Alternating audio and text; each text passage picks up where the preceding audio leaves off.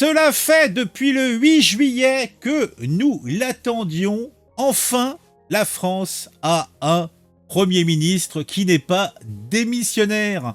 Alors, on a renvoyé à l'école le gamin Attal, hein, donc il va retourner sur les bancs de l'Assemblée nationale, eh bien prêcher la bonne parole, puisque je crois que c'est lui maintenant le leader charismatique du groupe LREM à l'Assemblée nationale. Non? Oui? Peut-être? Je sais plus.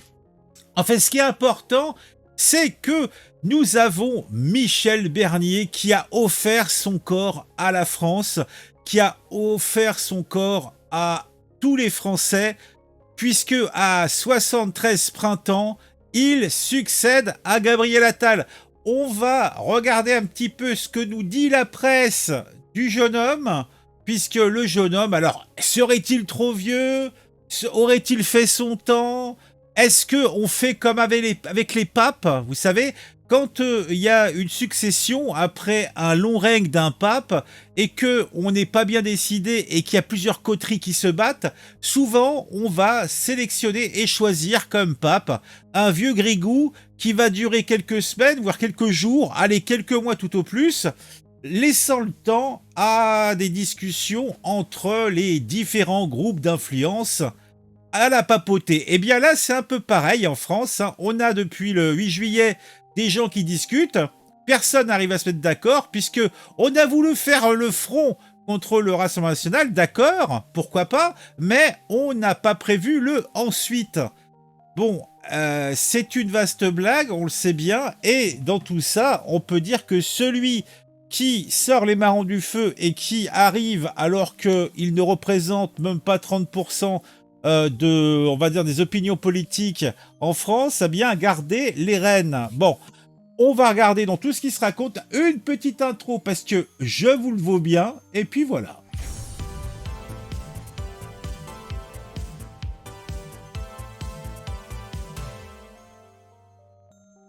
Michel Barnier. Eh oui. Alors, comment on le présente? On le présente comme le Premier ministre le plus âgé de la Ve République. Un record historique. Alors moi, personnellement, si j'étais lui, je ne serais pas particulièrement joasse que ce qui parle le plus de moi, c'est mon âge. Ouais.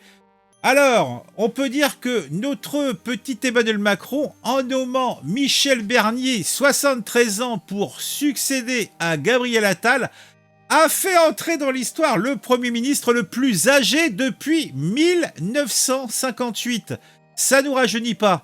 Ce choix marque, il faut croire, un contraste très saisissant avec le plus jeune Premier ministre de la Ve République, Gabriel Attal, qui avait 34 ans et 9 mois lors de sa nomination.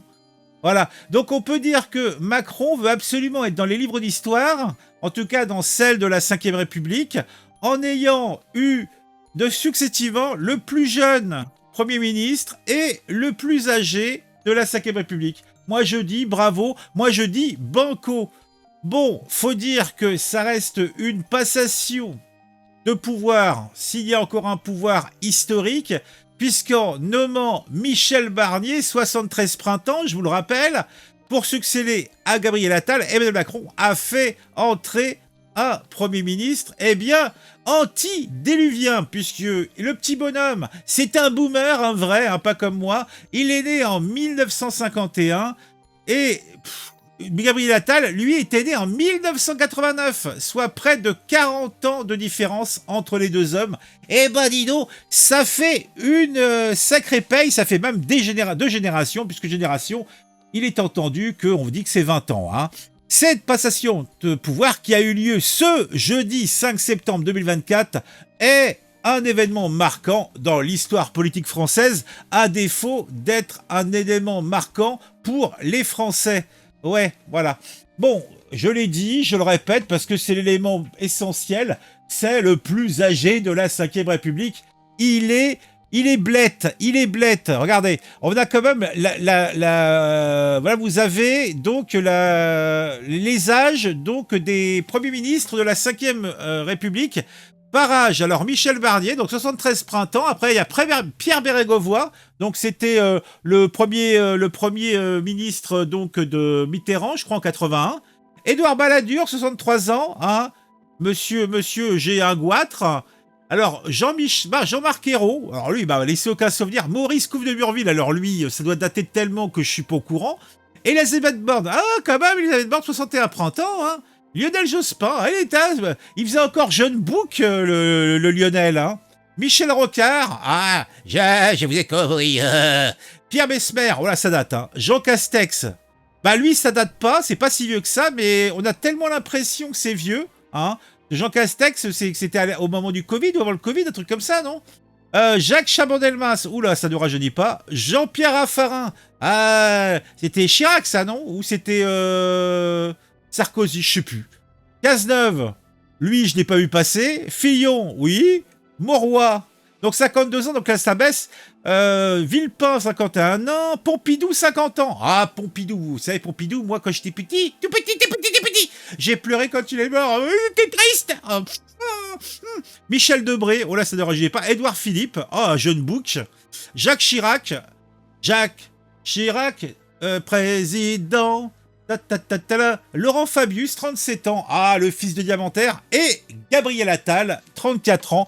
Donc, on constate que ce sont quand même des vieux briscards en moyenne, et que la pyramide des âges est plutôt respectée. Disons-le tout cru, disons-le tout clair. Parmi les 5 premiers ministres les plus âgés de la 5e République, on retrouve Pierre Bérégovoy, 66 ans et 3 mois lorsqu'il entra à Matignon, suivi par Édouard Balladur, 63 ans et 10 mois. Les mois, ça tu vois, les vieux et les bébés c'est pareil, on compte les mois. Parce qu'on sait jamais s'ils feront une année de plus. Jean-Marc Ayrault, 62 ans et 3 mois. Maurice Couve de Murville, 61 ans et 5 mois. Elisabeth Borne, 61 ans. Eh oui. Michel Barnier, avec ses 73 ans et 7 mois, bat tout le record, plutôt tous les records. Alors maintenant, on va passer peut-être un petit peu, on a parlé du bonhomme, on va commencer à parler de ses citations, de ce qu'il a raconté. Non, c'est pas ça, c'est une autre pastille.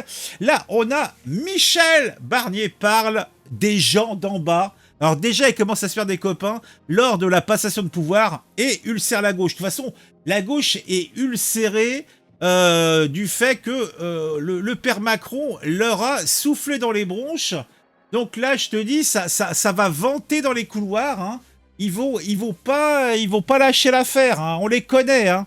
Lors de son premier discours, donc, notre petit bonhomme, suite à sa nomination à Matignon, a directement été épinglé par la gauche pour une formule jugée méprisante.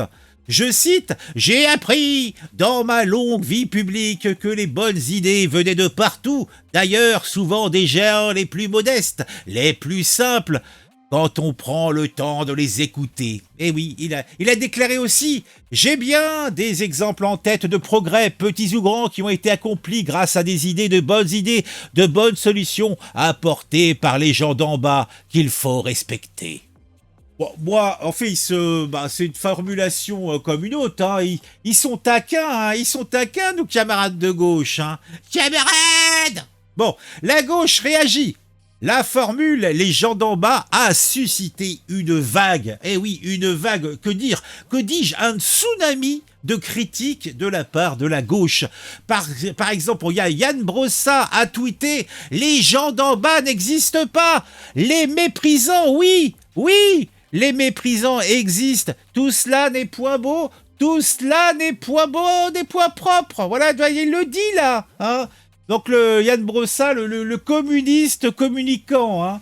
Ah mon Dieu, mais jetez-lui de l'eau, pour le calmer, celui-là. Je vous assure, hein, c'est un truc... c'est un truc qui m'agace.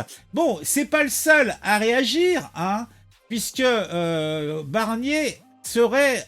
et est manifestement un gars méprisant. Voilà. Il est méprisant. Alors, t'as Jean-Luc Mélenchon qui a également réagi. Tout est dit sur, entre guillemets, l'humilité rabâchée par l'usurpateur de Matignon. Ah ouais, c'est un usurpateur. Ah non, mais le mec, non, mais c'est très révolutionnaire. L'usurpateur! Ah, là, ils veulent l'amener en place de grève pour lui couper la tête au Barnier. Bon, 73 ans, il a fait son temps, mais quand même, mais quand même, mais quand même, mais quand même. Bien sûr, bon, on a d'autres personnalités de gauche comme Thomas Porte et Céline Verzelletti qui ont également exprimé une juste indignation. Ouais, bon. Alors, pour ces gauchistes gauchisants, tout cela ne serait que, eh oui, on peut le dire, un mépris de classe. Oui, il y a manifestement de ce vieux briscard de la politique française, eh bien, un mépris. Oui, il est méprisant, ce sont nos camarades qui nous le disent. Le sénateur socialiste Yann Chantrel a dénoncé le mépris de classe comme ligne politique de Michel Barnier. Michel Barnier, il arrive tout juste à voir ce qui se passe autour de lui. Alors, on va pas en plus parler de ligne politique. Tandis que le député Génération S des socialistes Benjamin Lucas, de triste mémoire, a prévenu en République: il n'y a pas, entre guillemets, les gens d'en bas, monsieur le Premier ministre. Il y a le peuple tout en haut. Au-dessus de tout, au-dessus de vous, vous le constaterez. Eh, bah dis donc, ah, il parle haut, il parle fort, le petit bonhomme, hein, Benjamin Lucas. Bon, vous l'aurez compris, Macron a réussi son coup puisqu'il a réussi à mettre en place un gars qui est controversé. Donc, la nomination de Michel Barnier intervient quand même, on vous l'a dit, longtemps, souvent, après 7 semaines de longues et difficiles négociations entre Emmanuel Macron et les partis politiques. Bon, après, c'est pas illégal et tout ça, mais dans la logique, enfin, en général, c'est quand même assez coquin que ça soit l'exécutif qui, en fait, négocie avec le législatif, alors que normalement, c'est le législatif qui aurait dû choisir le député qui va proposer et qui est accepté ou non par le président. Là, il nous l'a fait à l'envers. Mais bon, il y a une telle faiblesse dans le législatif que bon, il peut jouer là-dessus. Donc, cette semaine difficile de négociation. La gauche, rassemblée sous l'étiquette Nouveau Front Populaire, est arrivée en tête des législatives. Ouais, c'est beau, c'est propre. Et elle dénonce ici un vol de l'élection et a déjà annoncé qu'elle censurerait le gouvernement Barnier. Oui, elle va censurer. Bon, sans les voix du RN, la censure, ça va pas le faire. Hein. Et comme le RN va pas censurer comme ça de base, eh bien, tout est bien qui finit bien. Donc on va les entendre couiner et chouiner, ça va être beau, ça va être propre.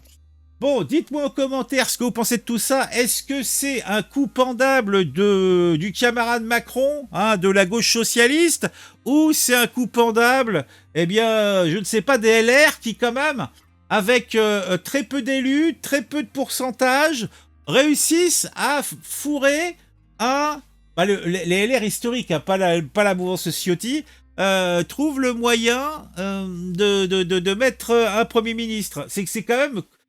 C'est quand même assez caustique, mais disons que c'est le plus petit dénominateur commun qui gagne en général, hein, quand on est dans une situation où il n'y a pas de véritable majorité.